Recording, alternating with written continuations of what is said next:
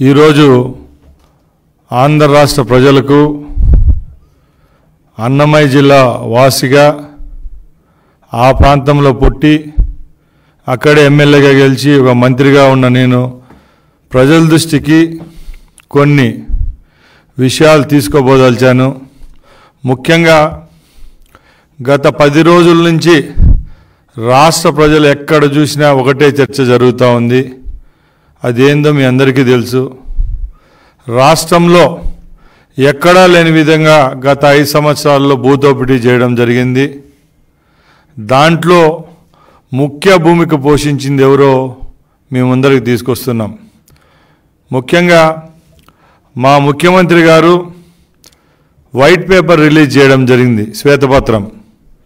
రాష్ట్రంలో సుమారుగా 1,74,000 ఎకరాల భూములు వైసీపీ నాయకులైతేనేం వాళ్ళకు సంబంధించిన కుటుంబ సభ్యులు గత 5 సంవత్సరాల్లో కాజేయడం జరిగింది. దానిలో మఠాల భూములు ఉన్నాయి, గవర్నమెంట్ భూములు ఉన్నాయి, ప్రజలకు సంబంధించిన భూములు ఉన్నాయి, అలాగే గవర్నమెంటు ప్రభుత్వ ఇన్స్టిట్యూషన్స్కి సంబంధించిన భూములు కూడా కాజేయడం జరిగింది. ముఖ్యంగా ఈ రాష్ట్రంలో చర్చ ఏందనేది మీ దృష్టికి తీసుకొని వస్తున్నా. గత 10 రోజుల ముందు అన్నమయ్య జిల్లా మదనపల్లి సబ్ కలెక్టర్ కార్యాలయంలో రాత్రి జరిగిన సంఘటన ఎంతో ఆసక్తికరంగా మీడియాలోనైతేనే పేపర్లలో అయితేనే అందరికీ కంటన పడుతూ వస్తూ ఉంది. దీని విషయానికి వస్తే గత 5 సంవత్సరాల వైసీపీ ప్రభుత్వంలో ఎవరైతే ఈ రాష్ట్రాన్ని దోచుకున్నారో నెంబర్ 2గా కొనియాడే పెద్దిరెడ్డి కుటుంబ సభ్యుల యొక్క గాథ ఇది.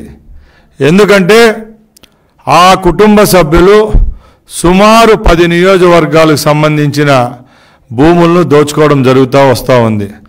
దానిలో ముఖ్యంగా మదనపల్లి ఆర్డీఓ కేంద్రం ఎక్కడైతే ఉందో ఆ ప్రాంతంలో ఉన్న సుమారు 14 మండలాలకు సంబంధించిన భూ ఆక్రమణలు బయటపడతాయనే భయంతో వాళ్ళు రాత్రి 11:30 అక్కడ ఫైళ్ళన్నీ దగ్ధం చేయడం జరిగింది. దీనికి రాష్ట్ర ప్రభుత్వం తీసుకున్న చర్య ఏదో మీ అందరికీ తెలుసు.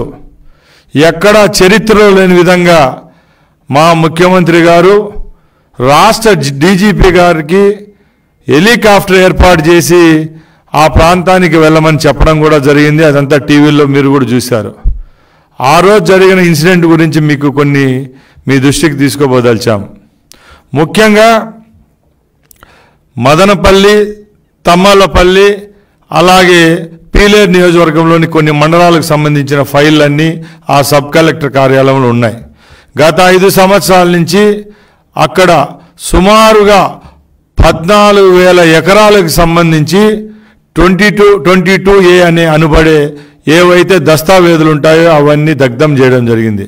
ఎందుకంటే చరిత్రలో ఎక్కడా చేయని విధంగా అక్కడ గవర్నమెంట్ భూములను ప్రైవేటు వారికి కట్టబట్టి ఎన్ఓసీలు ఇవ్వడం జరిగింది.